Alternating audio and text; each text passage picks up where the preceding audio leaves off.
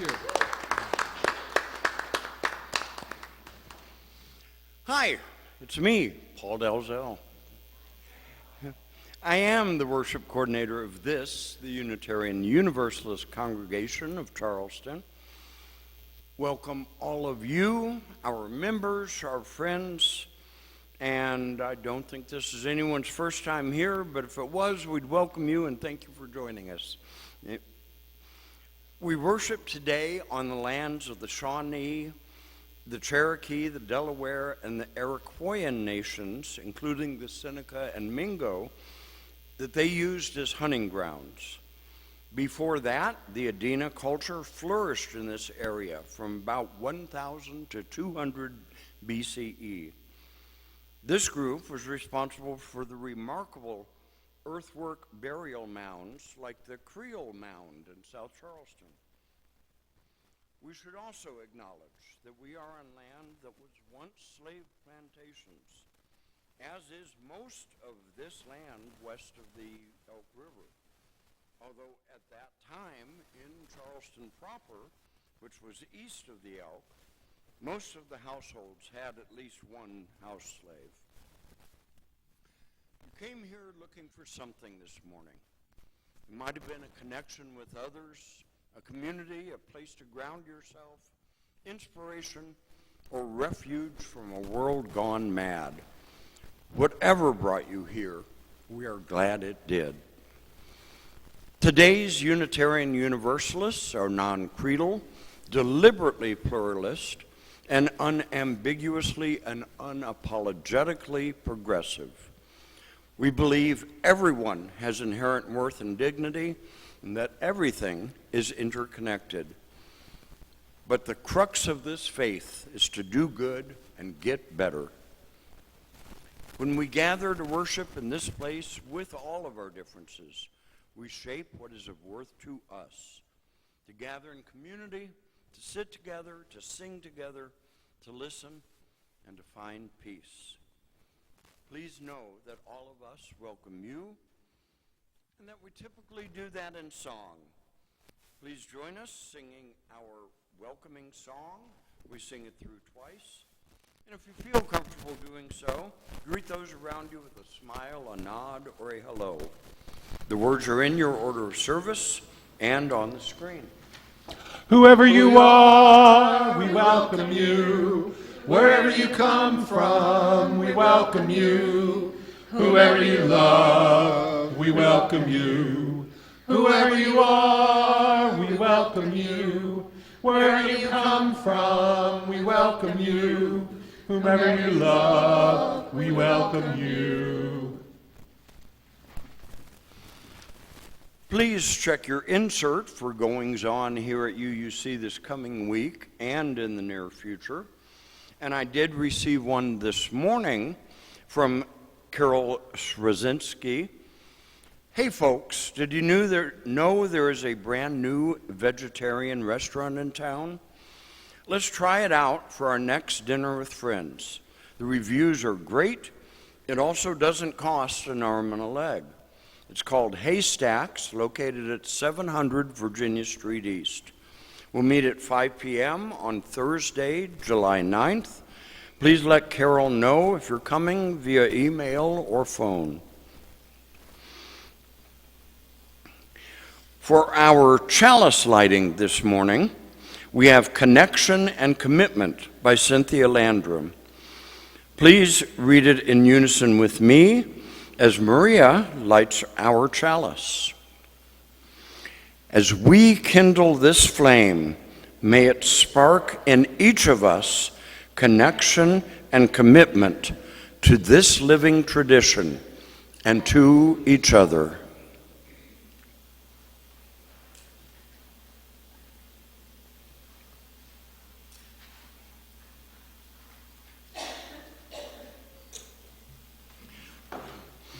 Please rise in voice, body, or spirit as you are willing and able for our first song for all, As We Carry This Flame Forward. It's by William Moore, and the lyrics will be on the monitors. This is a new hymn from our hymnal, new hymnal, but we don't have to go over it because it's an old tune, just some new words that are really nice.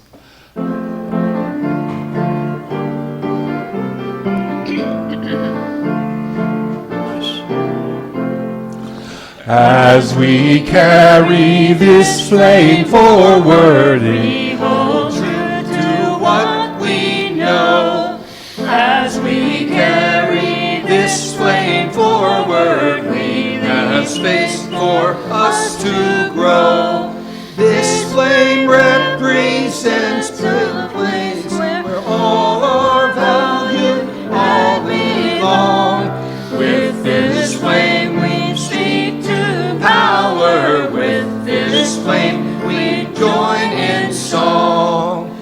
As we carry this flame forward, hand in hand we heed the call to do justice, kindness, mercy, equity, and peace to all. This flame represents the people found in every faith and creed. People who commit to serving all their neighbors and their needs. As we carry this flame forward, it goes with us as a light. As we carry this flame forward, a new world, our future's bright. This flame represents a promise, one we make with the divine. A new world we are creating, we can make tomorrow shine. Please be seated.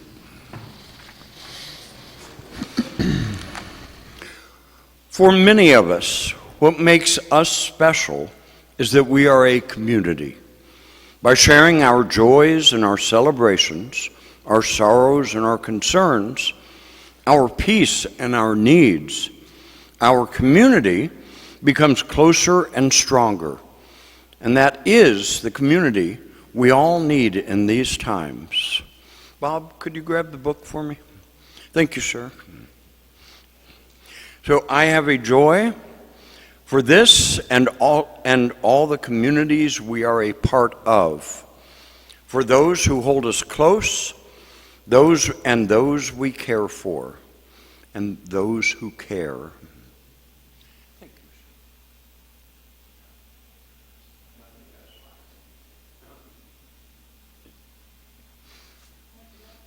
Nobody is happy or sad today. That's okay. As I usually often do for sorrows for all those who are unhoused, especially in this unbearable heat this past week, and for the sad hearts of those who condemn them and make their lives harder. For all these joys and sorrows, both spoken and those that remain in our hearts unspoken, may we remember that shared joy is multiplied and shared sadness is diminished. I did. In honor of our 250th Independence Day, our reading today is the New Colossus. It's a sonnet by American poet Emma Lazarus. She wrote the poem in 1883 to raise money for the construction of a pedestal for the Statue of Liberty, which is actually called Liberty Enlightening the World. In 1903, the poem was cast onto a bronze plaque and mounted inside the pedestal's lower level. Not like the brazen giant of Greek fame, with conquering limbs astride from land to land. Here at our sun-washed sunset gates shall stand a mighty woman with a torch whose flame is the imprisoned lightning, and her name, Mother of Exiles. From her beacon hand goes worldwide welcome. Her mild eyes command the air-bridged harbor that twin cities frame. Keep, ancient lands, your storied pomp, cries she with silent lips. Give me your tired, your poor, your huddled masses, yearning to breathe free, the wretched refuse of your teeming shore. Send these, the homeless, tempest-tossed, to me. I lift my lamp beside the golden door.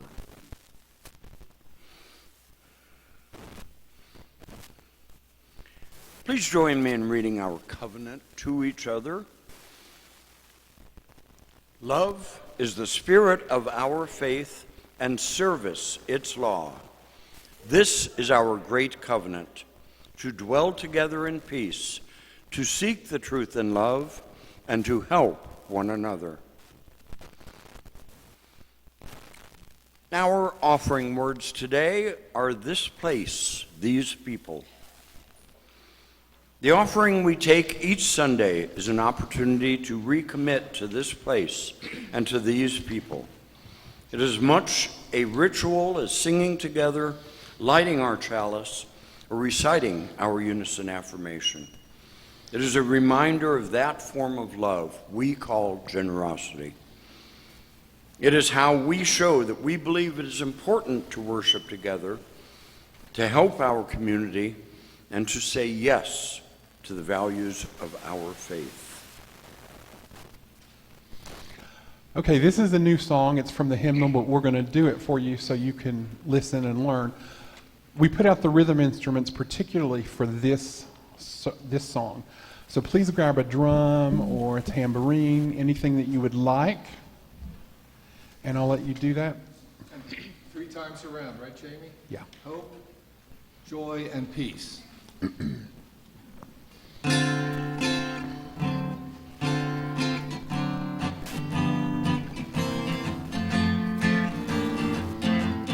There's a seed of hope in my soul, a little seed of hope in my soul. Gonna tend it every day so that it grows strong. Oh, this I pray. A little seed of hope soon will bloom in my soul. In my soul, there's a seed of joy in my soul. A little seed of joy in my soul. Gonna tend it every day so that it grows strong. Oh, this I pray. A little seed of hope soon will bloom in my soul. In my soul, there's a seed of peace. In my soul, a little seed of peace. In my soul, gonna tend it every day so that it grows strong. Oh, this I pray. Then the seed of peace soon will bloom in my soul. In my soul.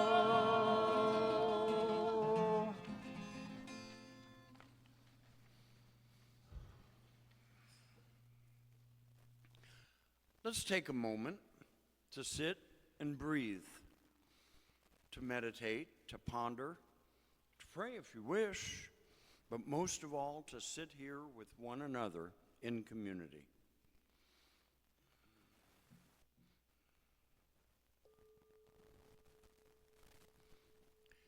Please relax in your chairs.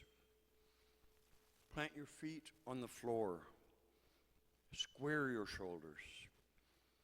Feel free to close your eyes or unfocus them, or to gaze into our chalice flame. Breathe. Breathe in through your nose and out through your mouth. Settle into this moment, this space.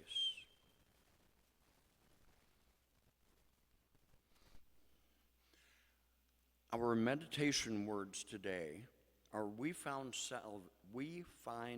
salvation here It's by Deanna Vandiver. Throughout time, our Universalist faith tradition has held a thread of clarity.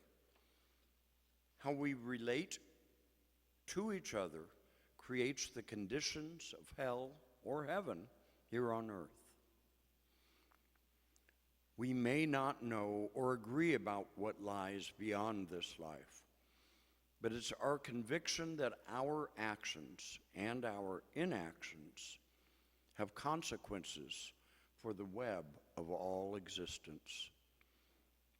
While fascinating and mysterious, we do not place our hopes for salvation in what happens after death.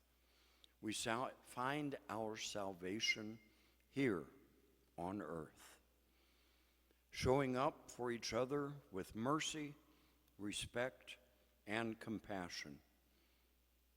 How are we relating to our neighbors, friends? As a people of faith, we are called to a love that is bold, to love beyond our skill and through our fear with courage and compassion. Excuse me. As a faithful collective, we are called to offer sanctuary, refuge, and comfort to everyone afflicted by the systems of oppression in this world. As faithful individuals, we are called to relationships of care and accountability.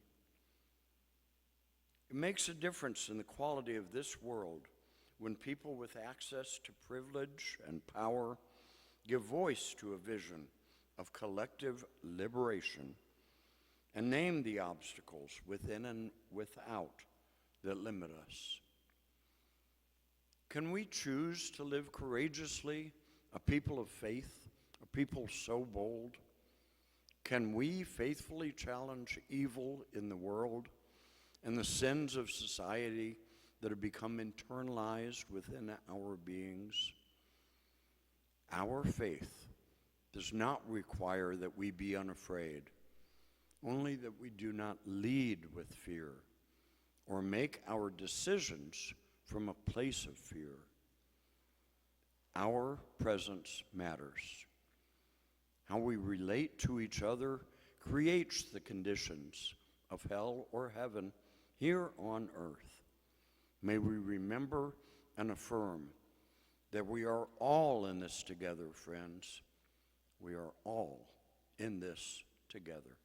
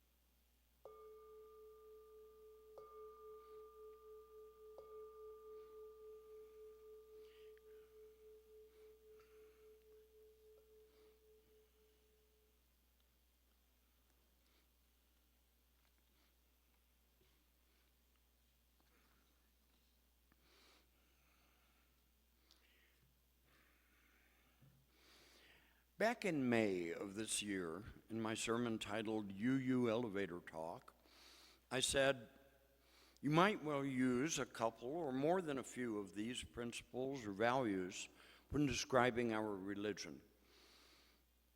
I also said, by the way, I almost said when describing our faith, but then I dived into the rabbit hole of the word faith and realized that that is a sermon for a different day. Well, this is that day. So, let's meet up with that waistcoat-wearing coney carrying a pocket watch and venture into this rabbit hole. As with Alice, we'll first walk down a long tunnel. The deep well is up ahead, but we, and she, haven't gotten there yet. I wrote and gave a message on faith back in 2024 as part of my series on the new shared values we had recently adopted.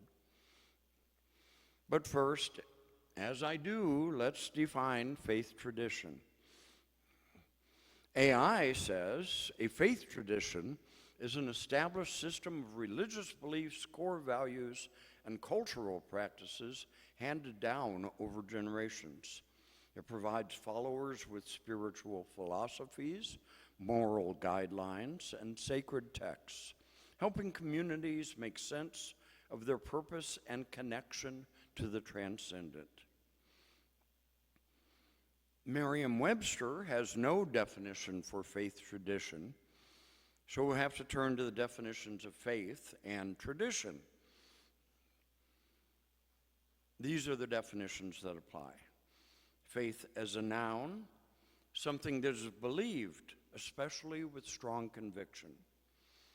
And tradition as a noun, an inherited, established, or customary pattern of thought, action, or behavior, such as a religious practice or a social custom. Now we step off into that deep well. As Alice did, we'll fall rather slowly. I concluded the sermon on faith with these words. You can have faith in the Sarah Stones of this world. You can have faith in the goodness of most people. You can have faith that what we are doing right here, right now, is the right thing. You can have faith that gathering to do the verb worship is as important as doing the verb love. That the universe is wondrous and amazing and bigger than you are capable of conceiving, and that there are still things that we can and will discover and learn that will blow our minds. With these kinds of beliefs, you may still find the utmost peace within yourself.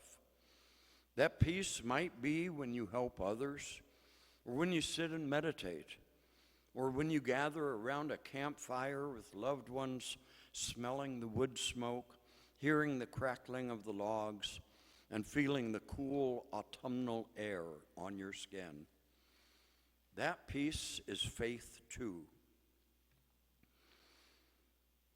Since Unitarian Universalism is a living, ever-changing faith tradition, meaning we do not have the same beliefs or traditions as our Unitarian or our Universalist ancestors, or even the same beliefs or traditions as those who formed the faith in 1961. Some of our traditions are rather new. Our water communion, for instance, was originally more of a where we went on summer vacation until we realized that not everyone could afford to or were able to take summer vacations. That tradition evolved into the meaning and importance of water and how mixing the water we bring is a symbol of our congregation coming together. Just as each of us bringing a flower to make a beautiful bouquet on Flower Communion Day does. It seems that the phrase faith tradition really is just a synonym for religion. So, like the empty orange marmalade jar that Alice took from her shelf on her way down the rabbit hole, we'll put that one back on a shelf as we continue our journey down. So, what then is a religion? Our soon-to-be overlord, AI, says, a religion is a structured system of belief, practices, and values centered on sacred or supernatural matters. It helps humans understand existence, morality, and the universe.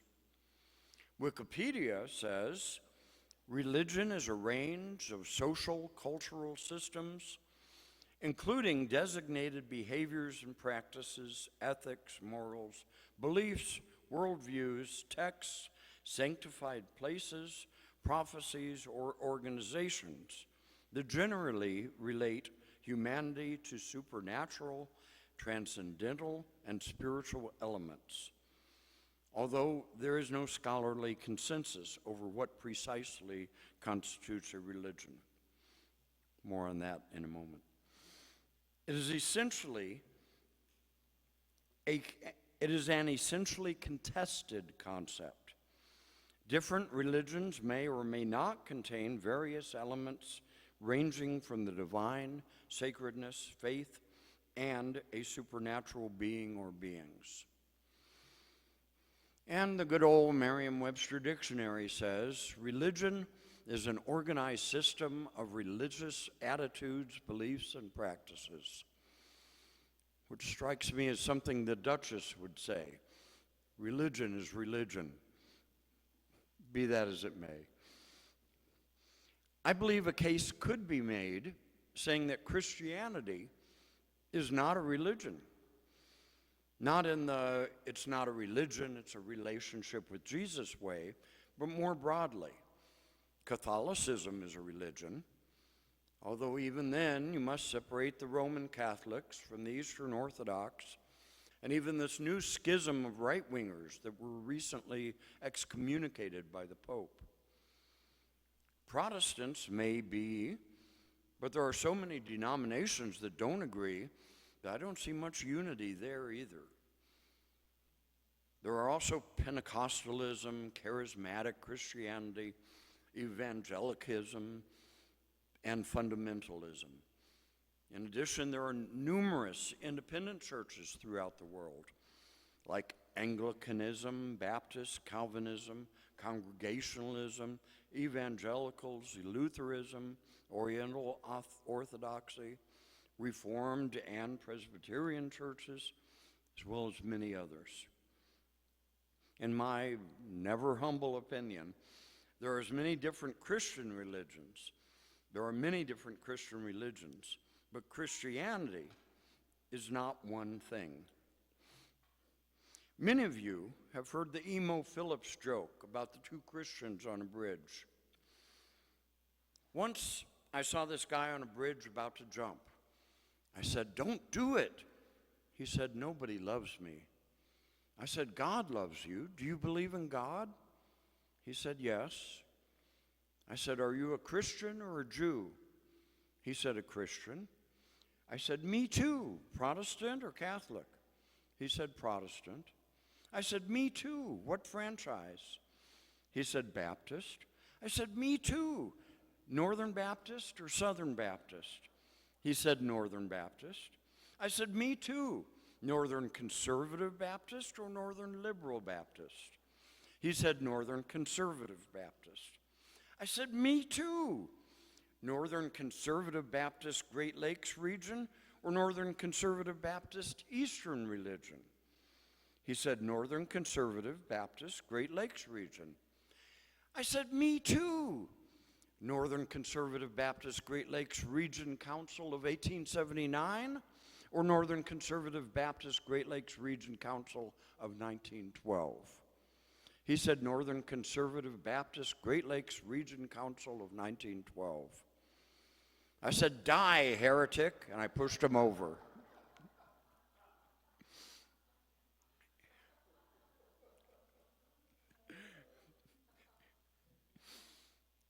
In the blurb for the weekly newsletter, I said we'd also look at what is a religion versus a cult, a sect, or a set of beliefs. The answer may surprise you. And again, from the all-knowing AI, the primary difference between religions, sects, and cults lie in their size, societal acceptance, and level of internal control. Core differences at a glance. Religion, large, mainstream, socially accepted, and historically established belief systems. A sect is smaller, traditionalist offshoots that broke away from a mainstream religion to restore pure beliefs. Cult, small, highly insular, groups centered around a charismatic leader, often practicing extreme control over members. Religions, the mainstream, religions are deeply integrated into the cultural fabric of society. They have their size, there is millions of followers, leadership, bureaucratic, institutional, and decentralized. Acceptance, they are highly respected by governments.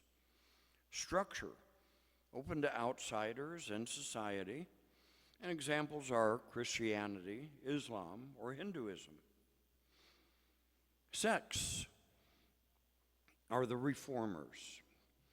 Sects form when members feel their parent religion has become too corrupt or too modern. Their size is small to medium groups. Leadership is focused on strict theological interpretations. Acceptance, tolerated by the wider public. Structure, strict rules for personal behavior. And examples are the Amish or the Jehovah's Witnesses. And cults, it called the isolated. Sociologists often call cults new religious movements, or NRMs. Though destructive cults feature psychological abuse. The size is very small, localized followings. Leadership, single, living, unquestioned, charismatic leader. Acceptance, they're often viewed with suspicion or hostility. Structure is total isolation from outside families. And examples are Heaven's Gate or the People's Temple. Now, key sociological distinctions: tension with society. Religions live in harmony with secular culture. Sects reject secular culture but respect the law. And cults oppose secular culture and create isolated countercultures. Joining and leaving. Religions allow easy entry and exit. Sects require strict lifestyle compliance to stay. And cults use psychological manipulation to prevent members from leaving. I find all that rather disturbing. I suspect, with no facts to back it up, that most of that was programmed by people who belong to religions. The phrase large, mainstream, socially accepted, and historically established belief systems, highly respected by governments, and live in harmony with secular culture, lead me to that belief. I suspect many pagans, Wiccans, Muslims, and now UUs might disagree with those statements about their religions. I also note that no mention of Christian nationalism is made. I'll dive into that cesspool in a couple of weeks. From the marvelous religious scholar of TikTok and YouTube fame, Dan McLennan, religion does not exist outside of our discourse about it. It is a conceptual category that we created. It is a map and not the territory. The creation of this category really began with medieval Islam and was taken up within the Renaissance, the Reformation, and the Enlightenment. It was primarily a tool that European Protestant Christians used to help them understand this new world that they were discovering around them. And so, in many ways, our concept of religion today can be reduced to an essence of whatever sufficiently resembles Protestant Christianity. And this is the way that Brent Nonbury phrased it in his wonderful book, Before Religion. And so when people talk about religion, usually it's a conceptual proxy for Protestant Christianity. It's an attempt to generalize from I cannot say it now, Protestant Christianity to all other religions. But we can't really define religion in a way that is analytically useful. This is a debate that's been going on for many years within the scholarship, and we have just not found a definition that reduces everything that is labeled religion to any kind of a short list of necessary and sufficient features. And that's because the concept did not develop with the reference to necessary and sufficient features. It's not learned and is not used with reference to necessary and sufficient features. So it seems that the words religion, sect, and cult are also like Alice's empty marmalade jar. Let's put them back on a shelf as we fall past it too. So let's instead talk about Unitarian Universalism. I mean, we're here, right? In a sermon on the UUA site Worship Web titled Getting Serious About Unitarian Universalism by Scott Alexander, he writes, being a UU does not give you freedom to believe anything you want. It gives you rather the freedom to search for and find those beliefs from which your heart and soul cannot escape. Being a UU means searching for your own defining religious principles and then allowing yourself to be captured by them. Actively practicing our free religion has an inescapable quality about it. The only choice involved is whether or not to take your emerging personal truths and principles seriously enough to actually live them on a daily basis. Once you find your moral and spiritual guideposts, and these evolve over the years, you have no choice but to follow the path that your guideposts define. This faith tradition, which trusts the integrity and worth of each individual, sets you free not so that you can casually dabble in religion, but so that you can become, as Stephen Carter puts it, intoxicated by the authentic personal faith you cannot help but live, serve, and cherish. For some UUs, this means choosing a particularly demanding faith stance, living life as a committed Christian, or Buddhist, or humanist, or neo-pagan. For others, finding authentic religious paths is a more eclectic individual process, gradually evolving a working set of authoritative beliefs and principles. Many UUs have come out of conservative faith traditions, hurt and angry about the spiritual damage they suffered at the hands of their religion in their childhoods. At first, they used precious spiritual time, space, and energy proclaiming everything they don't believe, all the spiritual practices they no longer need, all the ethical restraints they refuse to obey, all the forms and rituals they can't tolerate. This stage of declaring oneself free of old destructive religious beliefs is both necessary and understandable. One first liberates oneself from what I do not believe before one begins to move toward new, authentic, life-giving beliefs. Although a few UUs get stuck spiritually by wallowing in negative rebellion from the religious past, most sooner or later begin using the freedom that comes with being a UU to get serious about discovering what they do believe, finding the ethical and moral principles that inform their living, and engaging in spiritual practices that feed their souls and energize them for careful, responsible living.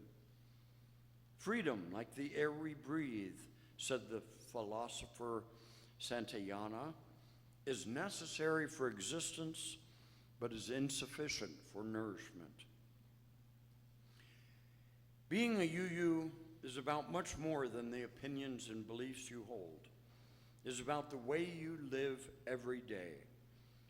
Our tradition has always affirmed that true religion is about deeds, not creeds.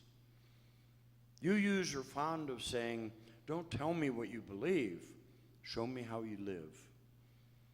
As one minister pointedly put it in his sermon title, "If being a Unitarian Universalist were against the law, would there be enough evidence to convict you?" Taking your Unitarian Universalism seriously means that your beliefs, principles, and values should be visibly present in your life. People around you should be able to see your religion in all the big and little ways, and what you say and do in relationships, and how you make decisions and solve problems, and the institutions and causes to which you give time and money, and how you care for and serve other living things, most especially other people, but also other cats. Now, please don't be intimidated. Being serious about your Unitarian Universalism means that you simply strive to make a positive, principled difference right where you live in your little cluttered corner of life, in all the everyday ways that count. Being a Unitarian Universalist means taking personal responsibility for your own religious life. No one will try to remake you religiously. We won't offer you final and absolute truths or rigid dogma. Instead, we try to provide a stimulating and congenial atmosphere in which you may seek answers, in which you may ask new questions, which you are free to discover the best that is in you. We reject the idea that a book or institution is superior to the consciousness and intellect of a moral, responsible person. We affirm that your spiritual well-being is yours to determine. I'm going to end with Reverend Dr. Sherry Prudhomme's words on the restorative power of love. We affirm the power of love to heal what is broken, to hold us together across the pluralities of diverse religious practices and beliefs, to hold us when things fall apart, to grow our capacities, and to guide us as we return again and again in our families and communities to side with love. Thank you for taking this leap of faith with Alice and me. I hope that, like Alice, it helped you to grow as you return to the real world.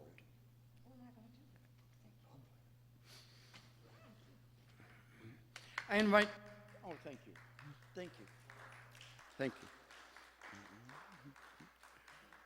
I invite you to once again to rise in voice, body, or spirit as you are willing and able for our last song for all, a dedication by Liam Morris. We're going to sing this through 3 times. The first time is the melody, and then the music makers are going to do some harmony, but just stay with me on the melody until we learn this song. So, 1, 2, 3, 4, 1, 2, 3. As for me and my house, you will find us serving peace. As for me and my house, you will find us serving peace. As for me and my house, you will find us serving peace. Peace for all right now. As for me and my house, you will find us serving peace. As for me and my house, you will find us serving peace. As for me and my house, you will find us serving peace, peace for all right now.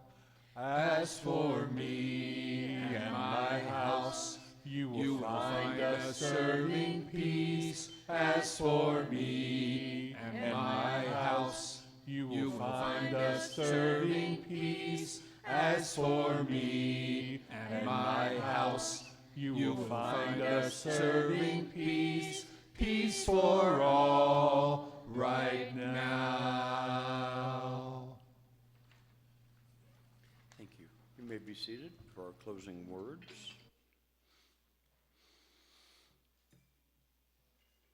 Our work has just begun by Emily Richards. Please take a moment to become present, to pause, and to notice how you are in this moment. Our time here today is at an end, and our work has just begun. The work of holding one another and this community in love. The work of trusting that we are on the right path. The work of believing that what connects us is stronger than what separates us. The work of engaging in that which makes us whole. The work of deeper understanding and commitment. The work of letting go of that which does not serve us. The work of radical inclusion. The work of collective liberation. The work of this beloved community. A beloved community of which we are all part. A place where we are welcomed, respected, valued, and cherished. A place where we belong. Jamie, would you like to begin our postlude? Yes. 1, 2, 3. All shall be well, and all shall be well, and all manner of things shall be well. 1, 2, 3. All shall be well, and all shall be well, and all manner of things shall be well. All shall be well, and all shall be well, and all manner of things shall be well.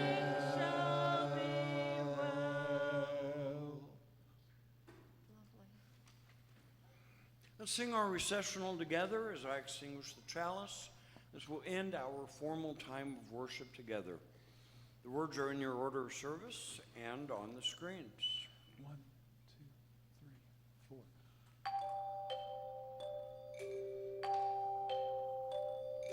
4. Go now in peace, go now in peace.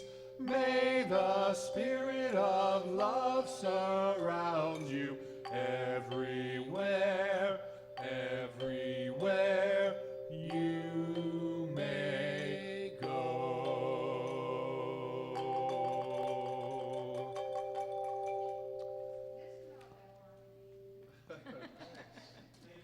This time. Thank you.